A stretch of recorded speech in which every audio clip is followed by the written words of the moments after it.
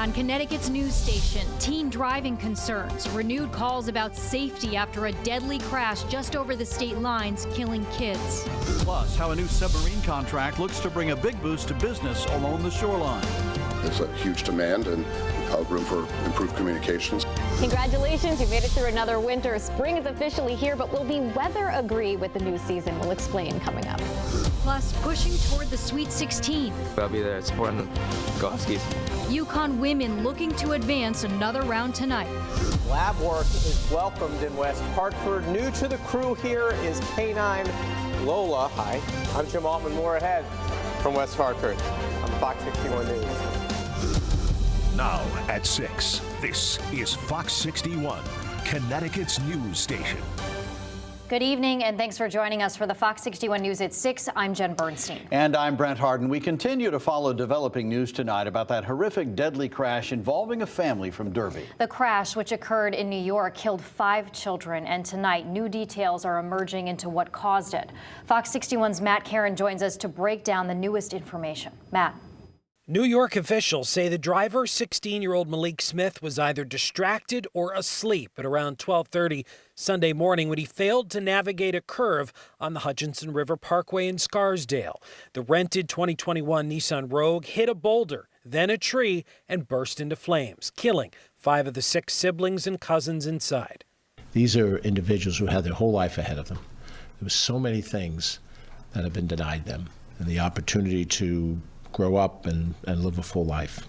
The survivor, 9-year-old Abraham Billups, was sitting in the cargo compartment in the back and escaped through the rear hatch. He's just seen 5 members of his family die. This has got to be an impossible situation for him as a young boy. The family recently moved to Derby. I think it's a lot for people to process. Very sad, very tragic and very sad. City Clerk Mark Garofalo telling Fox 61 it's a time for families across the state to hug each other tighter and to have meaningful conversations. These things happen in the blink of an eye. Fox 61 has also learned the driver had neither a license nor a learner's permit, a fact his father says he knew about. I told him, his mother told him, his older brothers told him, stop driving without a license, without no permit. Anything can happen. You can get pulled over. You get in trouble for these things. Stop doing this. In Connecticut, a 16-year-old cannot drive with anyone under the age of 20 in the vehicle or between the hours of 11 p.m. and 5 a.m. It's not to get these children into trouble or find anything wrong with them. It's safety. We want to ensure that they're safe, that they can go to places, and again, those driving habits as they grow older and get more experienced. A GoFundMe has been set up to support the family as it plans 5 funerals. Our hearts and prayers and thoughts go out to the families of these young children that were killed. Sympathy and grief colliding with questions like how the kids got access to the vehicle, where they were coming from or going to, and why a young person would break our driving laws. We're less concerned at this point about who to blame than to understand exactly what happened. The family was so new to Derby, they didn't even have their kids enrolled in the school system, although the superintendent told me he did reach out to offer his condolences on what he called an unspeakably tragic event. Reporting in Derby, Matt Karen, Fox 61, Connecticut's news station. It is tragic, Matt. Thank you. New tonight, Hartford police are searching for a suspect involved in a shooting on Martin Street this afternoon. Police tell us they found the vehicle used in the shooting. They have not found a suspect. There's no word yet on the injuries, if any, and we'll bring you more information as soon as we learn more. Well, new photos tonight of a car Waterbury police believe is involved in a hit and run that left a 61-year-old man injured. Police are looking for information about this car here, a blue SUV that likely has a dent on the front hood. The car is believed to have hit the man on North Main Street last week and left the scene. Police say the victim is in stable condition but has serious injuries. Anyone with information on the incident should call Waterbury Police. And an update tonight. The Electric Blue Cafe in Tolland is back open tonight after Homeland Security responded to the club last week to investigate allegations of prostitution. Investigators were on scene at the strip club on Merrow Road for hours on Friday. The club's director of operations called Fox 61 earlier today to say that the allegations are, quote, absurd, and that the town has, quote, no right to close us up.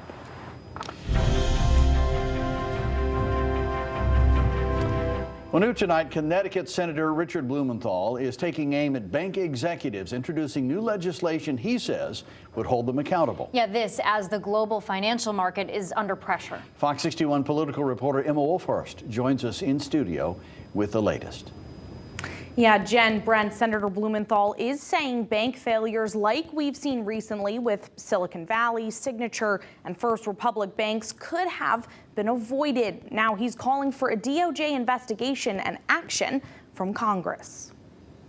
There has to be accountability for the mismanagement. Monday, Blumenthal introduced new legislation to allow the Treasury Department recoup bonuses and stock profits from executives of failed banks. Literally within hours of the failure of this bank, major executives of Silicon Valley Bank were lining their pockets. He says the Deposit Act will ensure bank executives are financially responsible and the burden of their actions will not fall on taxpayers. That money should be recouped, clawed back for the benefit of taxpayers. But he's also thinking long-term, signing on to another bill to repeal the 2018 rollback of Dodd-Frank protections he calls Trump-era rollbacks in oversight. No question that there will be a serious, intensive review of what went wrong here. And it's going to cause probably stricter regulation of the smaller and regional banks. But could measures like this really help consumers? Financial experts say maybe. They believe what lawmakers need to implement is intelligent regulation. The issue that Silicon Valley Bank had, interestingly enough, was not one of the scenarios that they would have stress tested for, even in the biggest banks. So the idea that what got rolled back a few years ago would have made a difference wouldn't have, essentially. But he says for now, Connecticut residents don't have to be too worried. The reality is, I don't think anything that will threaten the banking system like what we saw back in 2008. So I think consumers can be confident about that. And Blumenthal tells me he's already spoken with a number of Republican legislators and is hoping for bipartisan support for these measures. Jen. Okay, Emma, thank you very much. Well, today at the Capitol as well, the Public Health Committee voted on several reproductive health care proposals, deciding whether the legislation would move forward this session or die. Lawmakers voted to send a proposal that would allow pharmacists in Connecticut to prescribe birth control to the Senate floor. They also approved the legislation that would allow emergency contraception to be sold in vending machines at colleges to be sent to the House floor. In the same Public Health Committee meeting, they tackled tobacco products and vaping products today. As the House bill stands right now, the sale of any flavored cigarettes, tobacco products, electronic nicotine, or vapor products would be banned. On top of that, it includes that it would be illegal to smoke or use a vape pen or an electronic cigarette while in a vehicle with a minor. That bill will now be amended and voted on outside of the committee. And a rare moment today in the committee that deals with our election laws. The chairs of the Connecticut Democratic Party and Republican Party testified together for a bipartisan bill. Both Ben Proto and Nancy DiNardo shared time and a table to present a bipartisan united front when it comes to moving up our presidential primary. The committee is debating a proposal to have the presidential primary the first week of April instead of the last.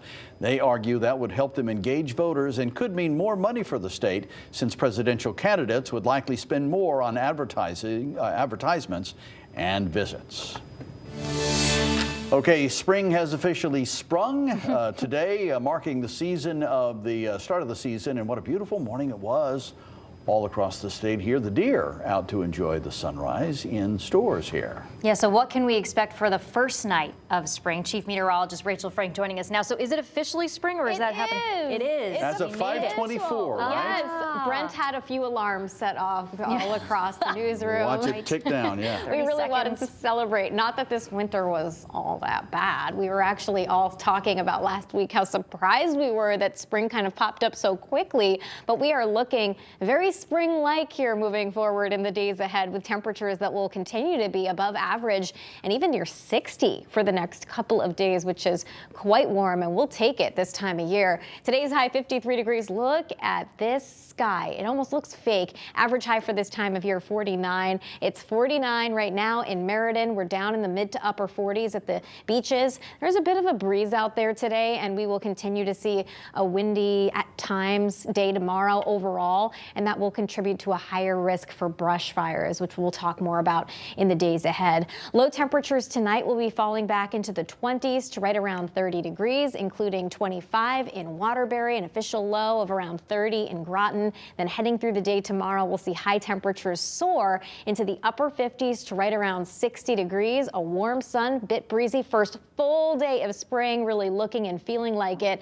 And then we'll see a rising chance for rain as we head towards the end of the week. But before we do that, let's bask in this spring glow. For more on the new season, let's head to meteorologist Ryan Breton live at Elizabeth Park. Hi, Ryan. Rachel, we can just feel the energy out here. Take a look behind me.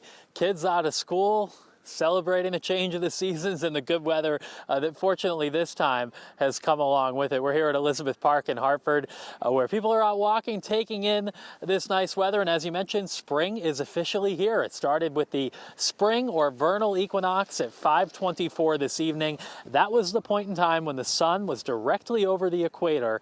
And from now until the summer solstice on June 21st, the northern hemisphere will be tilted more directly toward the sun.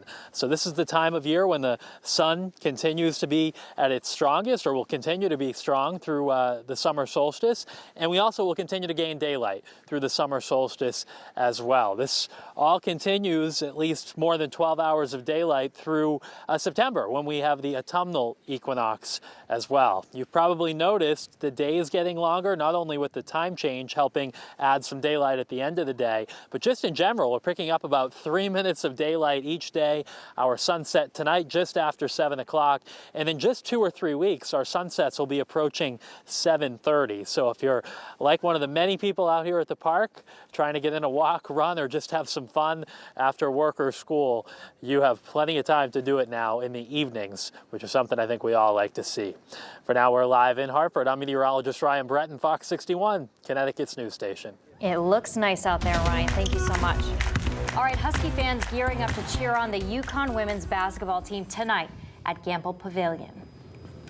It was great to see the Bens win yesterday, first time since 2014, making it to Sweet 16, so it's great for our history and for the women. Well, best of luck to them tonight, so hopefully I'll be there supporting them. Go Huskies. Yeah, the UConn men advanced to the Sweet 16 after clutching a win against St. Mary's yesterday. The women will face Baylor in just a couple of hours, and Fox 61 sports director Jonah Karp will have a preview from Stores coming up at 6:30. A big night tonight.